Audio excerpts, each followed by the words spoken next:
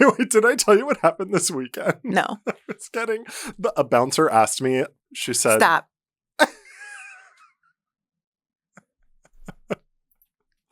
What have I said? Okay, I'm too long in the tooth to be going out to the club every weekend. Where there's a fucking bouncer.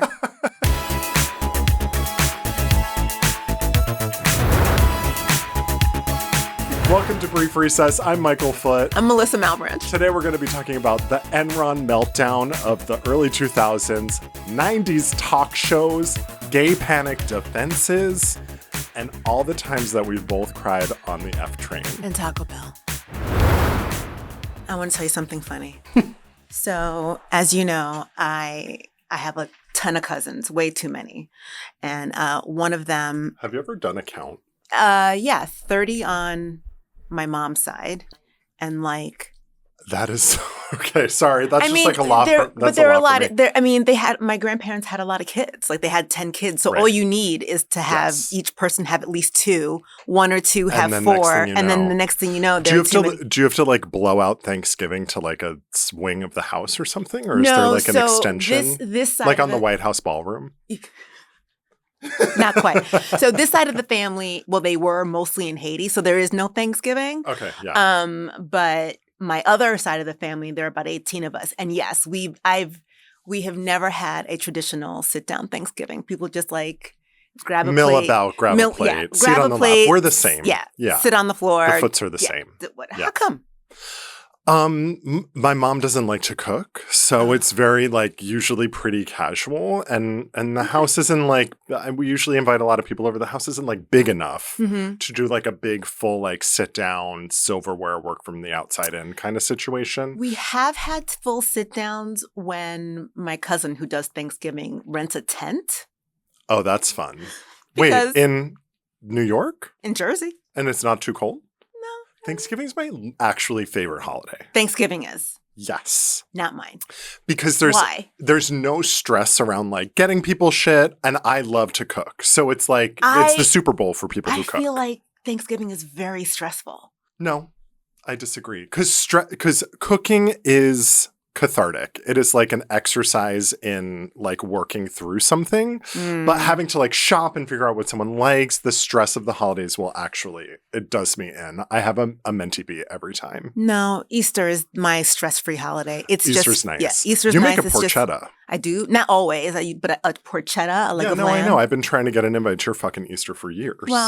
Well, now that she keeps me around each year. I'm like, this is going to be the year. This is it. Well, remember, you were mistaken for a Haitian, so this might be your year.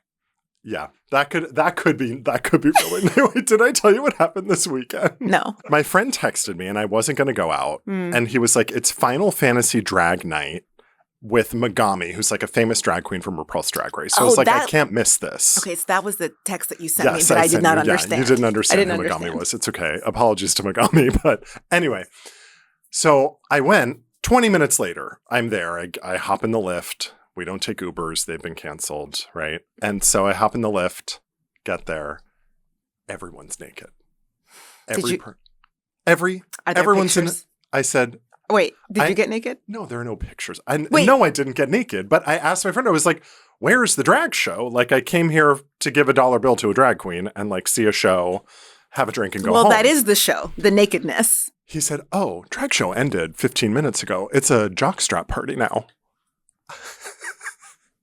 I'm in jeans and a sweatshirt. No jockstrap? Which is, it's wearing like a full garb. A full flannel. Like a full flannel. Yeah, yes. Sure, yeah.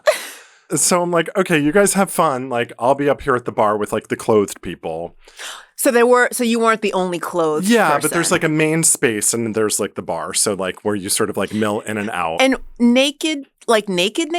It was a lot of jockstrap. It was full on Frankenbeans, like. And it's never the person you want to see. Well, never. Like it's like the Newton's lost law of physics is like for every person you want to see in a jockstrap, there's an equal and opposite person you don't want to see. And there they are. They're in a jockstrap. There they are.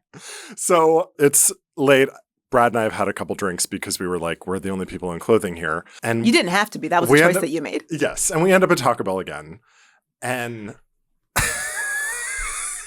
Taco Bell, if they want to sponsor this show, they should, because it keeps happening. It keeps ending up there.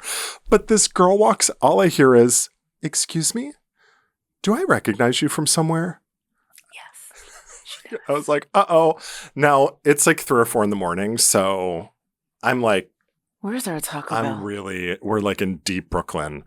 And and I'm in no position to be like interacting with the public. I've got now you're a public person. Yeah, I'm like standing on Wednesday. I've got one eye on last weekend, one eye on next weekend. Like they're going and they each have their own sort of trajectory. So she sits down and she tells me this whole legal issue she has where her landlord snuck into her apartment. It's 3 in the morning and I'm bombed. Snuck into her apartment, pissed on her bed, and then set the building on fire. He's now being tried, criminal charges. She has to testify.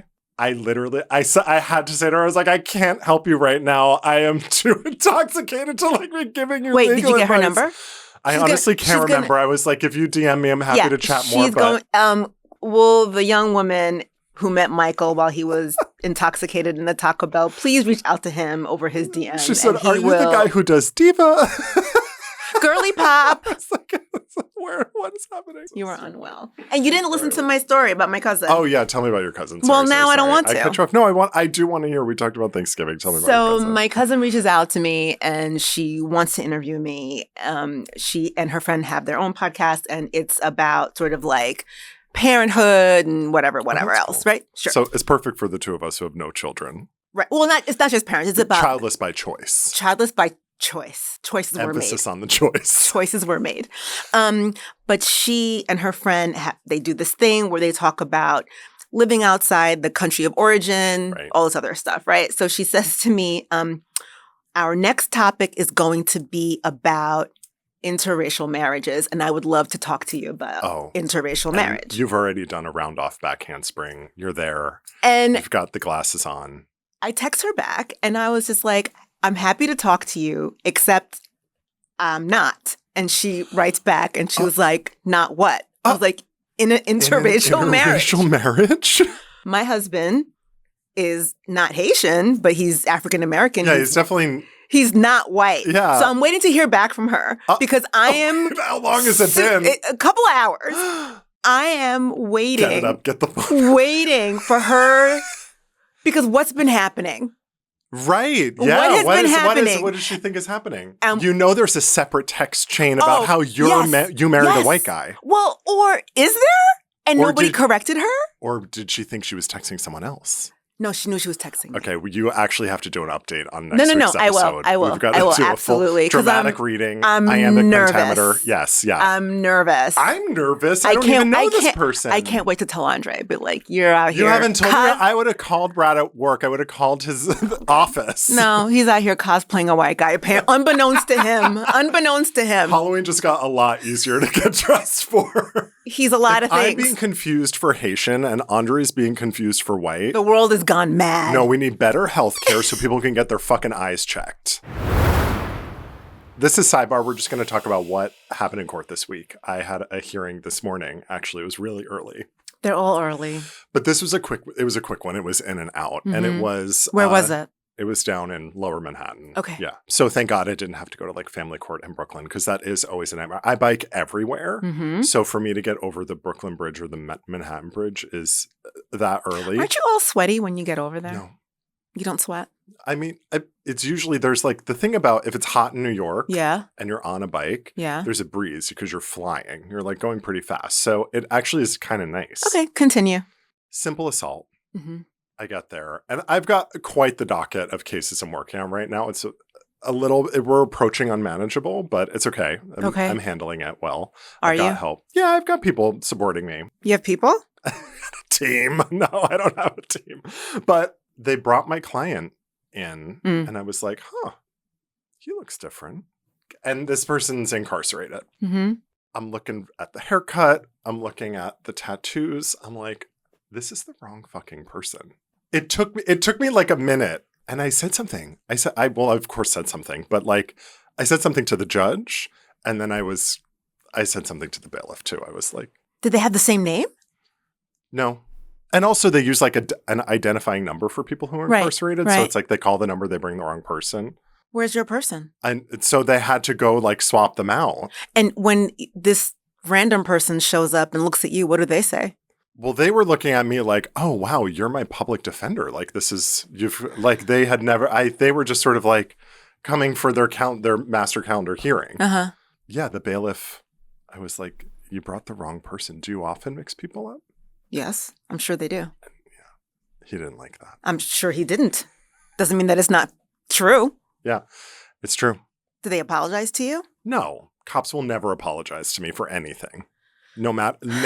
I've never gotten an apology from a cop. I hate it here. Judges have, I think I have received an apology from a judge. They're usually pretty reasonable. Yeah, I mean, I feel like a judge will apologize for something that's not their fault, right? Like, we're sorry that the calendar is so whatever, but not because they actually made a mistake. Right, yes. It's usually situational, yes. There's usually not like, oh, I fucked this up royally. Mm-hmm. Yeah, it's usually because they're receiving all the information, documents, people, agencies that are mismanaged and unorganized. We're sorry this is happening, not sorry because I did something. Right. Gotcha. I'll bet you it happens. I swap one brown person for another brown person. Or, you know what I mean? I think I've witnessed like people get kind of like confused or mixed up in court before. Like it does happen. I know that sometimes lawyers who are people of color are mistaken for clients. Like that is a thing that happens a lot. There are lawyers who are on social media who talk about that happening all the time. Mm-hmm. I still hate it here. Moving on. Welcome to Under Oath. We're going to do a deep dive into a lawsuit from history, a case, some sort of situation that deals with the law, deals with the court, and we're going to get into it.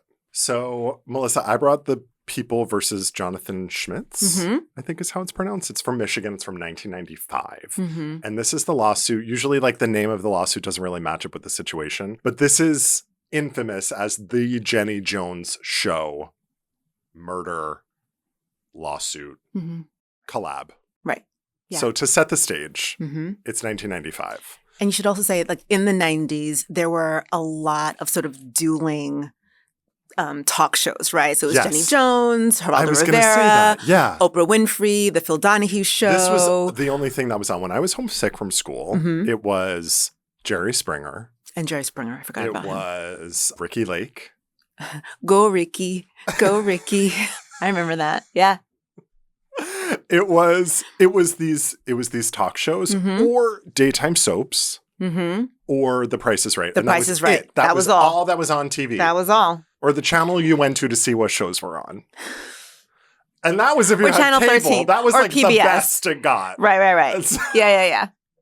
So the Jenny Jones Show, maybe you tell us about Jenny, because I actually didn't watch Jenny Jones. No, I feel you would have been a child. I was too young. Like you were too young. Yeah, this is what I was watching, came home after school, and I would watch this show. So, I mean, her show, it was sort of, I would say, a cross between the Oprah Winfrey Show and Jerry Springer. Like it never, do you know what I mean? It never got as volatile as Jerry Springer did, but it also didn't always sort of had the same sort of class as the Oprah Winfrey Show. So it was like a little bit more lowbrow. A little bit more lowbrow. Like in the gutter. We with were Jerry not. Springer. We were not. And I think Jenny Jones's background is that she used to be a stand-up comedian. And I don't know how she ended up doing this, but this is what she did. Okay. So she used to have these shows where she would it was like a secret crush, right? So she would have somebody on and which is like you're the messy bitch in the sorority, it's definitely Jenny Jones. Like that gotcha. Is so sloppy. It's a gotcha. It's gotcha for journalism. For sure. And she would sort of have the person come out and be like, well, there's somebody out here who has— Throw up the clip. Yeah. Throw up a clip, CJ.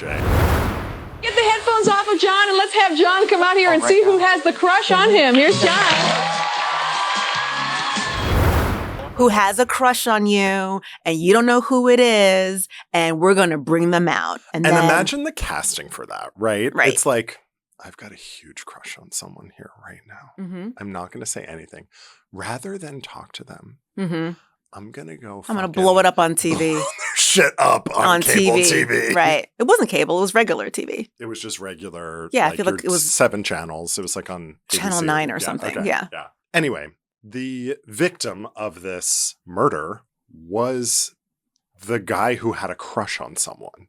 And so he had a crush on what later became the defendant, someone who was straight, And Scott Amador was the victim, and he was openly gay. Right. So he went on the Jenny Jones show Mm-hmm.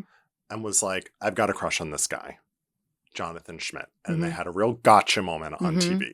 And if you've seen it, because I do remember, and the clips have come up over and over again, you could see sort of Jonathan looking very uncomfortable, sort of like laughing nervously. I'm sure everyone was reacting like that, though, right? Like, I feel like the audience was more like, woohoo, like, oh yeah, woohoo. And like Jenny Jones is just like, no. You know what I mean? So no, I don't know.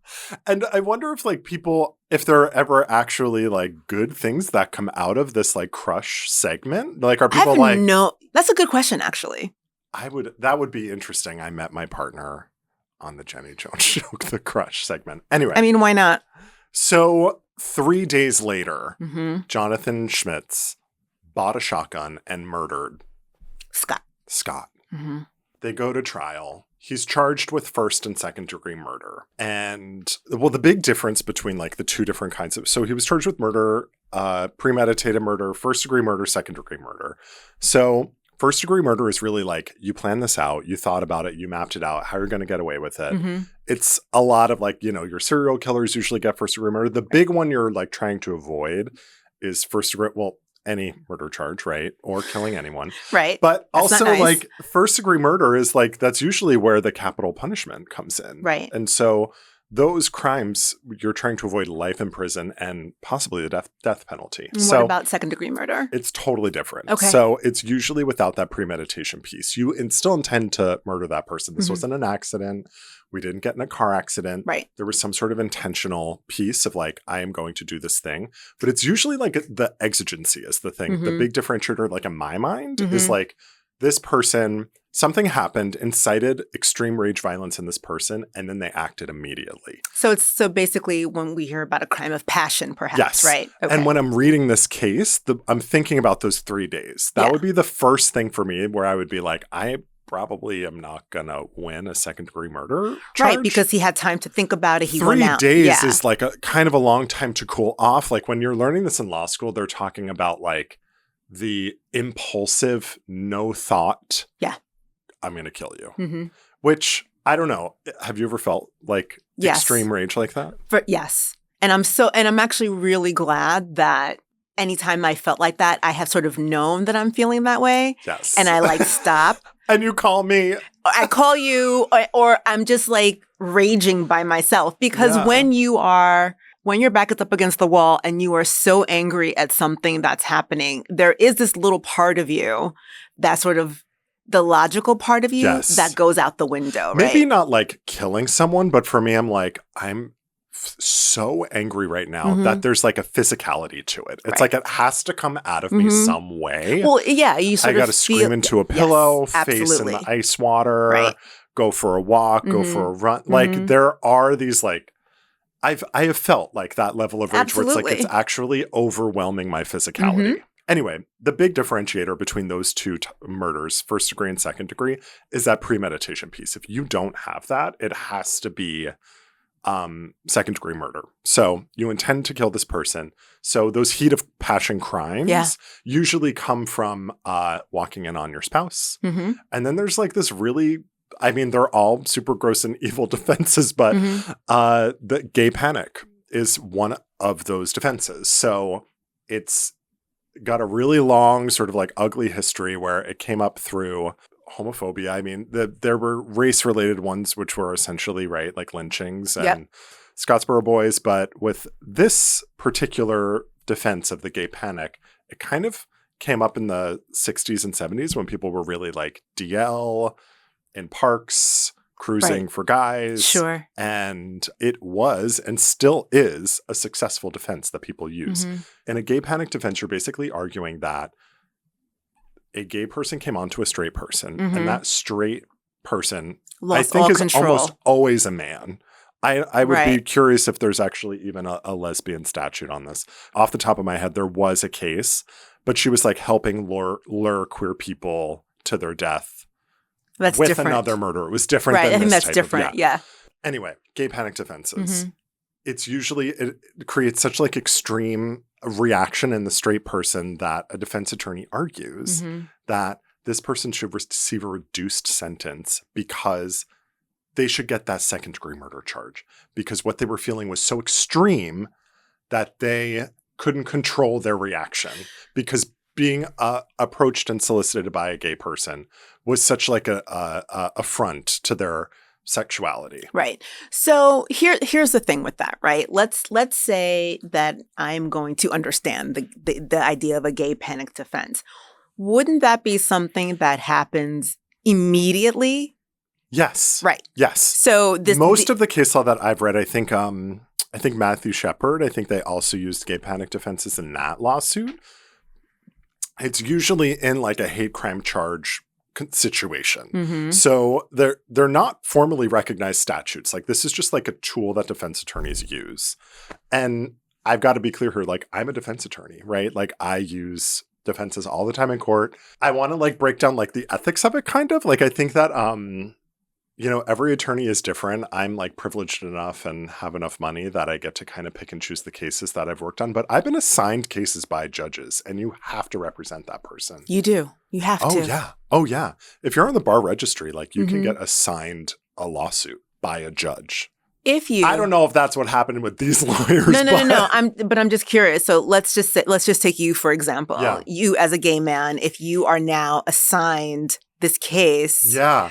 Could you recuse yourself by saying, you know what, I'm a gay man. I don't know that I would be able to adequately represent this person the way that they deserve, assuming that we all think that people deserve. Yeah, I think that's like a very like thoughtful way to put it. Knowing judges and knowing the judges that have assigned me to cases, that would never happen. Or that motion to recuse would never be accepted by the court.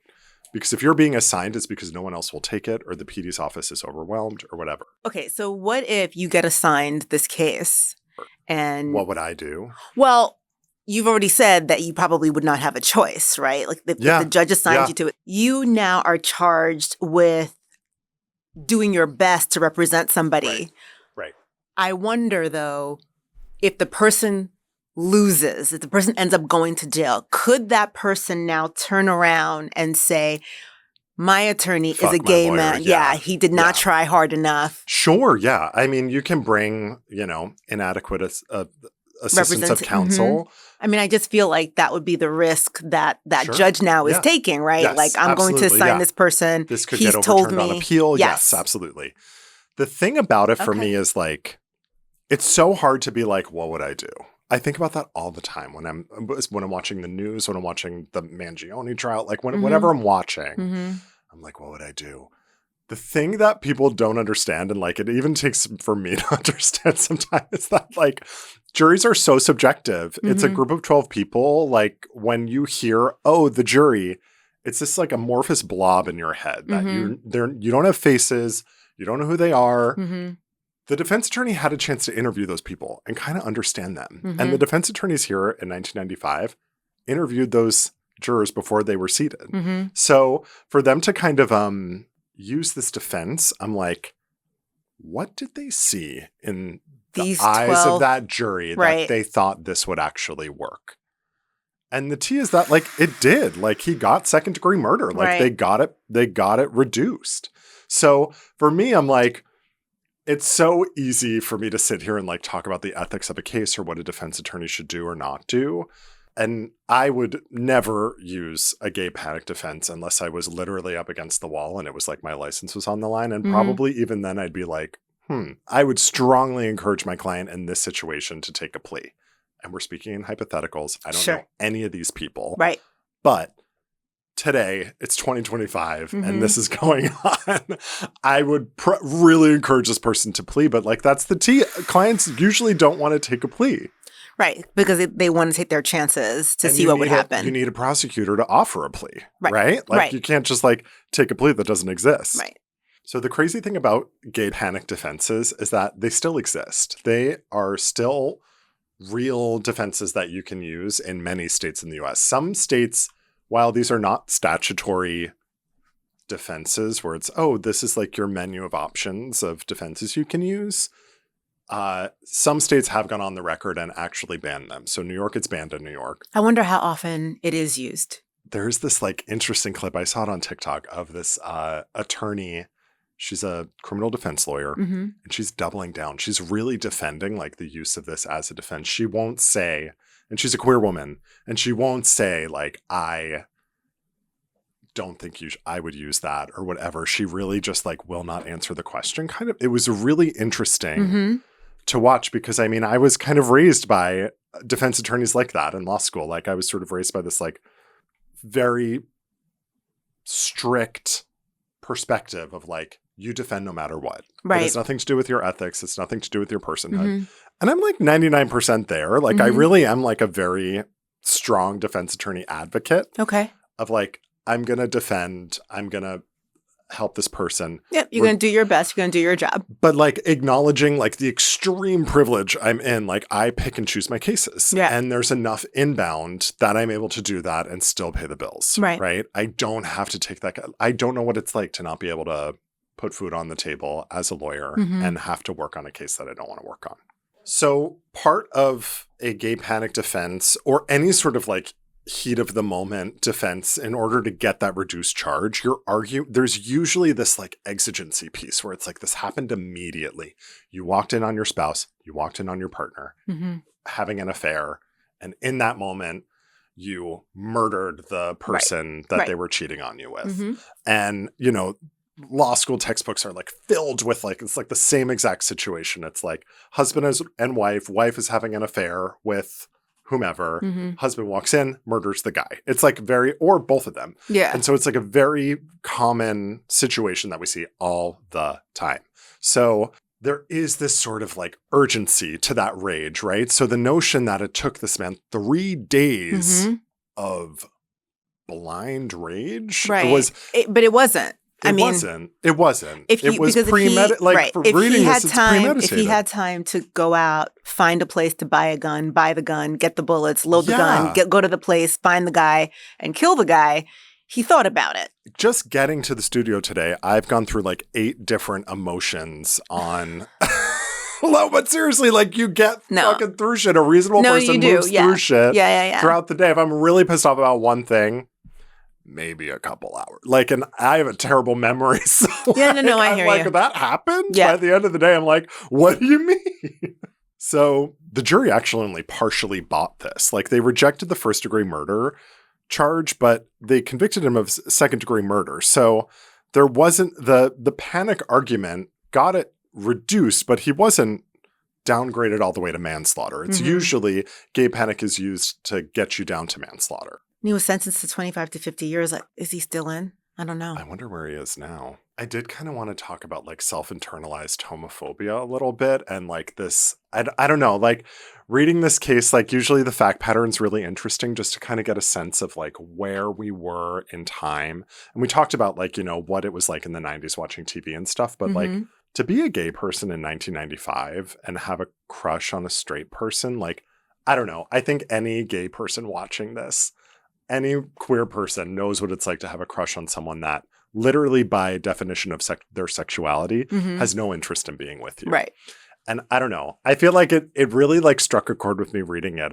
And it's where you kind of like see yourself in the eyes of the victim kind of like to have a crush on like a straight person is like, it's almost like a rite of passage now that like you spend time pining for someone that you don't really, you know, will never have any interest in you. You have absolutely no chance whatsoever. No chance whatsoever. Yeah. And it's like so awful and heartbreaking to see someone like sort of go into that. And then, of course, like anyone getting murdered, but just like even before the murder, just like thinking about that, I was like, wow, I spent like a lot of my 20s, like either hooking up with guys who were not out.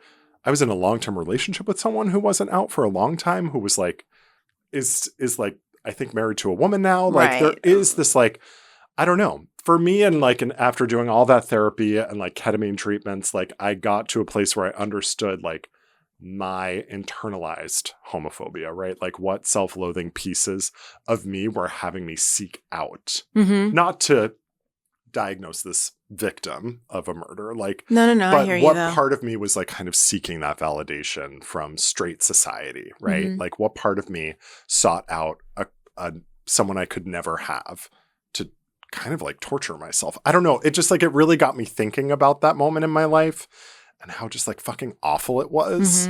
I think any time that you are a part of like an other, right? No matter what it is, right? There's, because of what the world constantly tells us about being the other, like there's something wrong with being the other. There's something less than about being the other. I think it's really difficult to not have some self-loathing, right? And in order to break free of that, you got to do a lot of work. Either the work is through therapy or just sort of like reading books or like just thinking about, well, there's nothing wrong with me. It's somebody else or the somebody's else who can't accept me, whether I think whether you're queer, whether you're a black person, people too. a person of color. Or I think also this is something that I've come to realize now. So for the majority of my adolescence and my adult life, I was morbidly obese, right? And I think that there is a lot of self-loathing when you walk through the earth as a fat person. Oh my God, yeah. And having had weight loss surgery, I wish so badly that I had not walked through life thinking that there was something wrong with me, right? It's fine if you want to lose weight, that's fine. But if you don't want to, that's okay too. Yeah, it doesn't mean there's something wrong with you because your body's different. Right. And it doesn't mean there's something wrong with you. And it doesn't mean that you are deserving of less or nothing. Or that you deserve for somebody to look at you like a fetish, which is what happens. And I think that happens probably a lot to queer people, to people of color, to fat people, to anybody who is other. Oh yeah, like I get the like straight guys hit on me or come on to me or because they want like the validation of the queer community. Like they want to try and hook up with me to get like as close as possible to this group, just to know that like, oh, okay, if everybody finds you desirable, and if every woman on earth rejects you, you've always got, you know, someone you can no, but it's really real. No, I know. It's like I used to know this woman. We used to be friends, this white woman who was engaged to a white man. And it was like her dream to like hook up with the black guy before she got married. That is...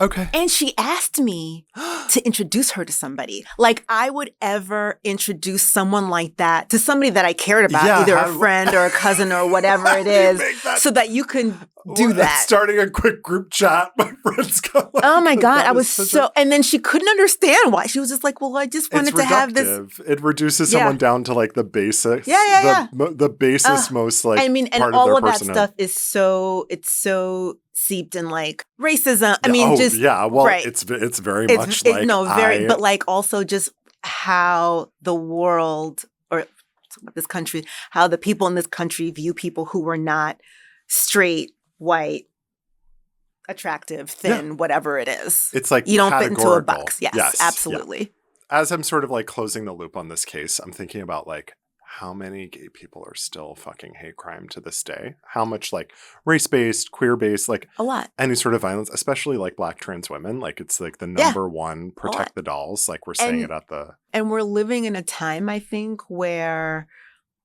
our government is sort of sanctioning that. Right. There's a lot of like dog whistles. There's a lot of that, right? Yeah. Like be careful with your kids. Like all this stuff is happening in the restroom and all these other things. And it's like...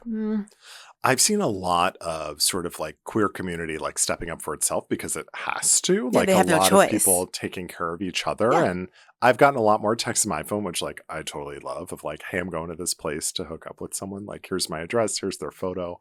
So I do love to see, I mean, queer communities of color have always protected themselves. I think they've always had to. I was going to say, we have no choice. Yeah, we have no choice, right? As everything sort of goes on in the world and gets worse and worse and worse, it's like that's happening. But then I'm also getting like pulled into a closer and closer, close-knit community of people like me. It's awful that it has to happen, but it's also comforting. But that's the upshot. That it is happening. That's the upshot. And I'm noticing that like I'm behaving differently too. Mm-hmm. Like there was this guy when I was out this weekend, sitting by himself at the bar, and he was like, oh, do you guys want these seats? It was like a group of us. And I was like, yeah, I do. And you're going to stay. He like got up to leave. And I was like, sit your ass back down. Why was he? He was like, oh, I'll get up and you can take the table. And Why? He was alone. He was like waiting for a friend. Because he was alone? And I was like, no, you're staying. What's your name? Like, who are you waiting for? Like, and he stayed with us all night. Like, it was great. You are actually really good at doing that. I am terrible at that. I don't like talking to people very much. I don't like talking to people. Usually if I become friends, I think you and I are friends because for whatever reason you decided to seek me out. I wouldn't have. And not because I think I did seek. No, you did, which is fine. I mean, it's lovely. Yeah. But like that's so good of you, I think. The girl whose landlord set her bed on fire. I made her sit down at Taco Bell. And I was like, and she was with her friend, and her friend was talking about her boyfriend. And then I looked at her and I was like, "You're gay, right?" She was like, "Yeah." No fan of mine is straight. I'm sorry. That's not true. That's not true. Yeah, I think that they're, as your sort of queer community, maybe you don't have one, maybe you do. If you don't, reach out to me. I do think I'm pretty good at pulling people in and getting them a part of my crew. He's actually scarily good at pulling people in. I'll text everyone. Yeah. I'm actually a psycho. And sometimes I'll post on my story. I'll be like, this is where I am. That's actually very dangerous. Please don't do that. Yeah, don't do that. I'm going to keep doing it. Don't do what Michael does. Yeah, no, criminally insane Michael. But I do think that definitely travel with allies. Let people know where you're going if you are hooking up with someone who's sus. Yeah. Definitely, I think especially the letting people know where you're going. Yeah. I still have friends who are single. I have lots of younger cousins. And I always tell them, like, let me know where you're going to be. Yeah. Every now and then I'll tell a friend, like, let me track you, even if it's just for this night. Someone DM'd me and he was like, I need an Uber ride home. And I was up. The dog pissed all over the road, so I was awake. And I Venmo'd that bitch. You did? Oh, yeah. Some random person? Yeah. You're also very generous. I don't know that I would I was do like, that. this is actually kind of fun. I'm glad this person reached out and I got him up. He was at like a circuit party. Don't reach out to me. I won't pay for you. But please be careful. All financials come through me. CFO, Michael yeah. Speaking of going bankrupt financially, maybe we should talk a little bit about Melissa's case. Melissa brought a case today. Yeah. So remember when we first started talking and you asked me if I was a lawyer and I was like, absolutely, positively not? Yes. I don't think that seemed to be really coming from like this deep place of trauma. Yeah. And we're going to talk about it. We're going to talk about it. And I don't remember if I had shared that before I started working in nonprofit, I was a paralegal for a really long time. Yeah. And I think that's how we initially bonded when I met you. Like probably we talked about that, right? And again, I wanted to become a paralegal because I thought it was a sort of a natural transition to eventually going to law school. Paralegals have a really difficult job. I think it's like the shittiest job in a law firm. Yeah. Any paralegal that I have worked with either at a firm or in my practice, they're the backbone. It is like such a thankless job. 100%. I go out of my way to make sure that paralegals and court clerks feel great. I think it's like really important. Yep. And that like you'll actually get better results if for sure. treat your paralegals really well. I guess any employee you want, if you treat them nicely, they're going to do right by you. But it is one of those jobs where you do all the work and you get none of the glory. None of the glory, and attorneys don't respect you and they treat you like shit. I remember one time I had an attorney who threw a file at me. And I remember watching, like he threw the file and I kind of like watched it. Like and all the papers snowballed down. And I just kind of looked at him and like walked away and was like, I'm not sure what you want me to do, but you've just thrown this at me. Oh my God. And his secretary picks it up. Yeah. He didn't even pick it up. No. Oh, that's how you know a monster when if she knew to come in. I walked out and then she was like, what happened? And I was just like, he just threw a file at me and I can't. This is not the Melissa I know today. Because the Melissa I know today. Yeah. I was young. Fucked someone up. At least verbally, for sure. For sure. Whoa. And I just sort of walked. I'm sorry, not to like justify his actions. What precipitated this though? I'm not trying to justify. No. I can tell you exactly what it was. He had given the file to me and you know those binder clippy things? Yeah. Right? Oh yeah. So I gave the file back to him, but I had forgotten to put them back in the hole punched. So fucking what? Right. No. I mean, and he could have said to me, you know what, Mélissa, when you're doing this, you need to give it back to me the way that I gave it back to you or something. But like throwing it at me was not the way to get me to do anything for you. Oh my God. And to go from 0 to 1,000 like that. Not even like. And I will say this particular attorney was notorious for doing things like that. He threw things at people. Cool. He screamed at people. I will tell you, every now and then I Google him and he's like partner. I hate that. I really hate when shitty people are successful. He is. He's very successful. He's a very successful man. Is it evil? I mean, it's not evil, and I'm going to answer my own question, but like, my first thought is like, how can we undo success? I'm like, how can I be a part of his downfall? It's not even worth it. I'm going to be actively involved. I mean, I would. And it would be like the pettiest situation. Yeah. I would love that to be the case. That is my first thought every time. Like, he was a horrific. The best revenge is success. Right. So how can we be more successful? Anyway, we'll dox him later. We'll talk about it another time.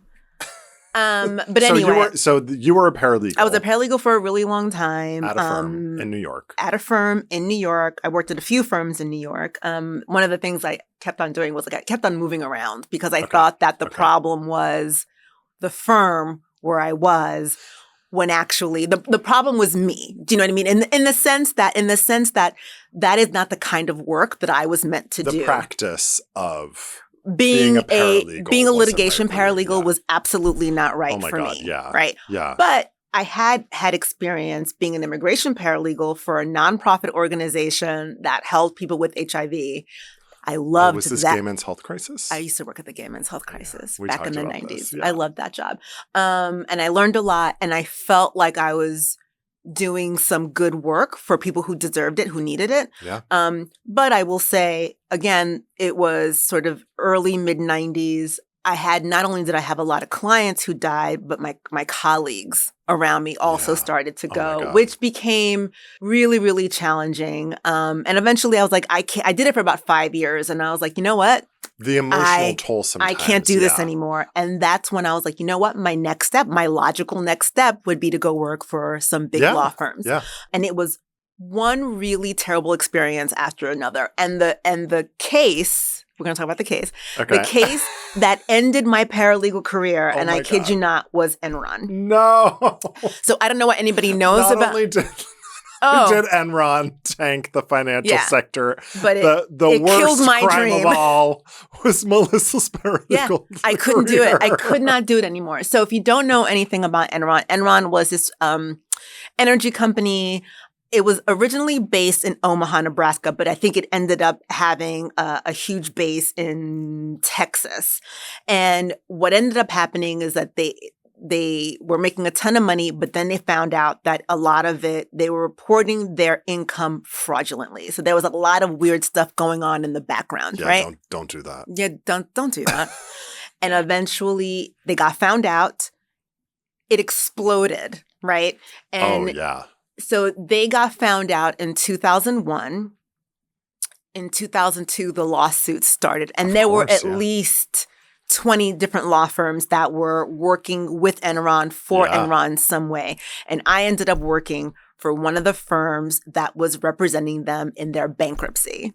Wow. And that is, I mean, just for context, that's like a huge was and a lucrative one. Like if you're a firm and you land a case like that, anytime I see some sort of like financial meltdown, I'm like, next year there's going to be a crazy ass lawsuit and some lawyer's going to be making bank. Oh, and the amount of time, the hours that I worked, and I was a paralegal, I wasn't an associate and I wasn't an attorney, but you would be at work all hours of the day and night. Like I'd be at work at 3:00 in the morning. Like it was, oh my God. And it was to the point where the stress became such that my hair started falling out.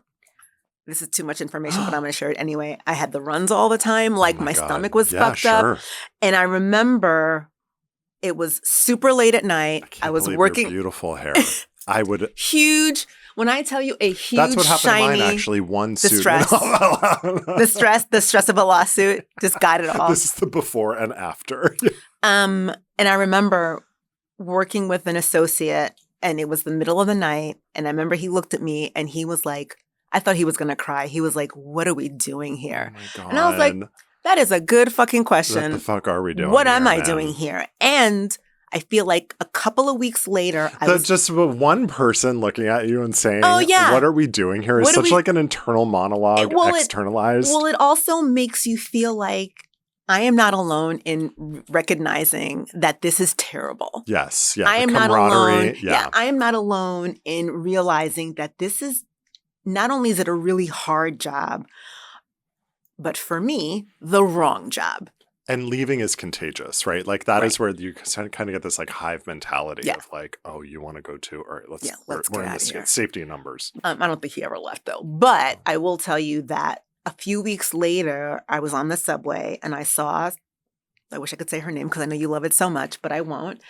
I saw a friend of mine that I had gone to high school with and we sort of connected and she was just like, oh my God, how are you? It's been such a long time. What are you doing? And I said, oh, I'm a paralegal. And she said, oh, wow, that must be really exciting. And on the F train, Mélissa Malebranche started to cry. The F train? I was on the F train. Oh, I've cried on that train. Haven't we all? Oh, yeah. Who hasn't? The quick breakup, hard cut to 2014. Michael Foote, full head of, on its way out, head of hair. Kind of curly. A little curly. A little curly. Just got dumped by the coach of my swim team. The gay swim team in New York. F Train Blues. Hit the music. No. We're not allowed to sing. We'll get sued. Oh, sorry. Okay. Well, my bad. There's no music. There's no music. The fucking composer quit. God damn it. There's no budget for music. Okay. So back to this case. Yeah. So there's a huge financial meltdown. And you were one of the firms dealing with their bankruptcy. Yeah. It was a lot of work. It was awful. It was really, really awful. But I meet this friend from high school and she's like, what are you doing? I end up crying. And she was just like, do you want to come work where I work? And I was like, doing what? And she was just like, I think the development office is hiring. And I was like, what's development? And she said, I don't know. But they raise money and they have parties. And that's what I did. I quit. So shit hit the fan with Enron. Yeah. Their market value tanked from like $90 to $1 in a day. Yep. Yeah. And there were teams of people shredding There papers. were teams of people shredding documents. There were, and I think also this is sort of before people really recognize that just because you delete an email doesn't mean that it's actually gone. Oh, yeah. People forget that all the time. I have clients You could delete a text message. It's still there, friends. Oh, so this is actually my favorite, the Fourth Amendment. Pew, pew, pew. Cue the music. So this is actually a Fourth Amendment issue that comes up all the time, right? So when you send a text message, you're actually sharing it with your cell phone provider. Right. Technically, under the Fourth Amendment, the law has decided through much case law that because you shared it with a third party, you did not have a reasonable expectation of privacy in the message you sent. So all the time, your phone records can get subpoenaed and they just like see what you were texting. Yeah. So there were people like shredding documents and eventually they went to trial. The head person, I remember this, the head person who was supposed to be sentenced, before he got sentenced, he died. He had a heart attack. Oh my God. I think the guilt killed him. Or something else. Mélissa, Dr. Malebranche diagnosing. You know what though? Or maybe the guilt didn't kill him, something else killed him. Suspicious. Highly suspicious. Circumstances. Yeah. Well, their pieces of Enron were basically sold off under Chapter 11. Yeah. And it was sort of like a wipe the slate clean situation where they were just like selling shit to pay off their creditors. Yeah, so they were selling everything. They were selling the furniture at one point. That's mostly what like the lawsuits were about. Yeah. And also making sure that the people who were running Enron were prosecuted for criminal charges. And they were prosecuted. But they weren't prosecuted before they got away with a huge payday. Yeah. They still had tons of money. Meanwhile, people whose 401ks were invested in Enron lost everything. And that was That is like the real victim, right? That happened with the Murdochs too. Correct. And that was the part of it for me when I was this paralegal working at this firm. That was the part of it that was killing me because these were all sort of regular people.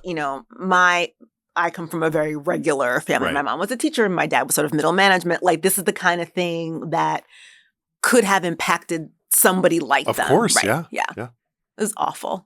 A few key differences I want to call out about the Enron Chapter 11 filing that Mélissa worked on. This was not usually Chapter 11 are like $100,000. This was $63 billion.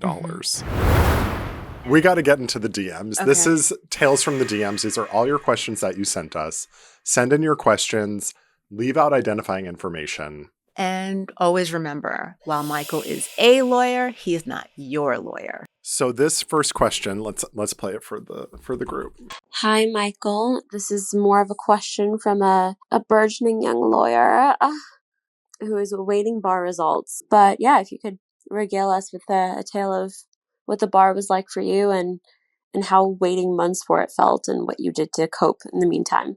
Bar results are awful. Do you know anything? The bar exam is like, it's truly excruciating. It is. For me, I took it back in the day where it was 2 days. I think it might be 3 days I was going to say, it was 2 days when everybody I knew and it was at the Javits Center in New York. You're yeah. all the way over on the river. Mm-hmm. There was no Hudson Yards when I was taking it. It was just sort of What year did you take it?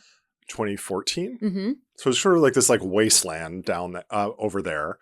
And the actual experience of like studying the bar, it really is like brutal. I will say, as someone who's practiced law for 11 years now, I have never experienced anything quite as awful as that. And I have mixed emotions about it, but I do feel like it did prepare me. The experience of sitting the bar prepared me to be a trial attorney, just cramming, not having everything figured out and being forced to do something at a deadline was actually like really real experience for entering a workforce where you are going to have to do that. You're going to have to go to court not having all the facts sometimes. You're going to get a surprise. You're not going to understand the law 100% every single time. Right.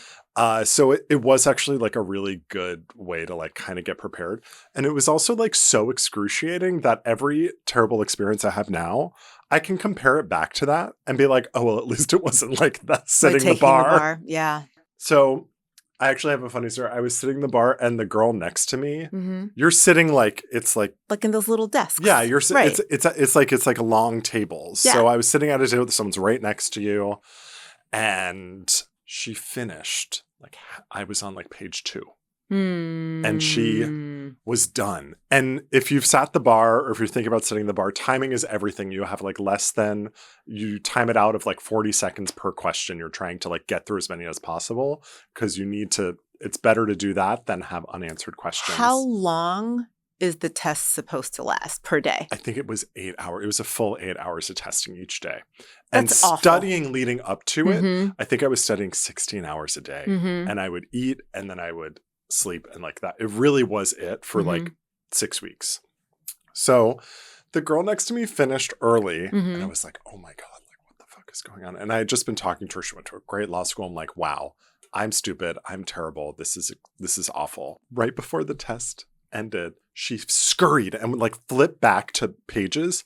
She had missed like a bunch of pages. Oh no. And she told me after we like took a break, she was like, I missed like 4 pages of the exam and had to go back and she had like 60 seconds to get through it all. I was like, do you know what happened to her? Dead. No. She died right there. No, she didn't. Don't say that. If that's you, could you reach out to Michael? Because now I want to know what happened to you. If you remember turning to that guy at the bar, I know that'd be such a fun. No, it actually really would be. I hope. I'm sure she's fine. We had 2 other days of like prep, and it was just one section, so she could still nail it. But 4 pages of questions. It was one of those moments where like, you know, the patient is in the doctor's office and like the bone is sticking out, and they're like, "Do you think it's broken?" Like she was looking at me like, do you think I fucked up? And I was the doctor like, no. Yeah, you did. Like my face was really like, I really had to try and hide the fact that she had bones sticking out. This is not the same thing at all. But have you ever been in a final exam while you were in college and you finish faster than everybody else and you know it's because you fucked up? Right? You know what I mean? Like I finished so quick. There's no, and I'm looking around. You finished so quickly. It was 1-word answers. It said meanwhile, show your work. Everybody's writing a soliloquy and I have just done so. I wonder if what happened. Is this the wrong class? Am I? Or like you show up to final exam and there's no one there. Oh no, not that. But like you show up and you're like, oh, today's the final exam. Yeah. And what advice do you have for this young woman? Hard drugs and alcohol. Like that is actually don't do that. the only. Don't do that. No, I think that I think it's the only way to get through, right? No. Don't do that. You Don't wanted do that. advice. Not why. Ask me. Don't prompt me to give advice, Melissa. No. I think what you do is, young person, I think that maybe you can't do anything but wait. Yeah. So while you're waiting, do things that nourish your spirit, right? Go to yoga, go to Pilates, go for a walk, eat some ice cream, have sex, whatever. Don't listen to him. A hard cut to an image of angel and devil on your shoulder. Like I think we get you saying all the drink a green juice, and I'm over here like turn the party, dance on that table. Don't drink a green juice. That's not going to help anything. Maybe take an edible. That I think you could do, but edible's legal. Yeah, right. But drugs definitely don't break the law. Hard drugs, right? Exactly. Hard drugs and alcohol says you did. Hard drugs and alcohol insinuate something else, Michael. Quick before I advise someone to break the law. How does the leaving all of your money to your cat or dog in your will thing work? Oh, I love this. This is so great. Like, how does that work? I know it happens. I love that it sounds like she just found out about this concept and she's But it also sounds like there are people in the background who were just like, don't ask them more questions. Make him do it. Yeah, make an answer. Oh my God, that is so funny. Well, Leona Helmsley famously did this. She was a famous New York City socialite. And her husband was a big real estate guy. She left all her money to her cat, I think. Her dog. Okay, so you can't actually do that. And I don't think that's what she did. I mean, and if she did do that, like, good for her, groundbreaking. But technically, pets are property in the eyes of the law, which there's actually some interesting articles about it. There's like a dog lawyer on Long Island, and he goes to court and like represents dogs in situations where they like bit someone, but it was really the owner's fault. Like he always is like pro dog, which I absolutely love. But pets are property. So in the eyes of the law, obviously, this is my dog. He's on before BAE before all else. He's a bad dog. He is bad. But you can't leave money in your will to property. But what you can do is you can set up a trust for the explicit purpose of taking care of that pet. So you can establish a trust. It's pretty simple. You could probably find a form online. You need like a trustee, someone who's going to hold the money and administer it for that express purpose. What happens when the animal dies? So you would need like a reversion clause. If the animal dies, you would need a reversion clause in the will of like what happens with the corpus of that money. So a lot of the times trust money is like invested and you're just spending the interest. Right. But what you could do is say like after that it goes to an animal charity or it goes to the trustee who took care of the pet. Gotcha.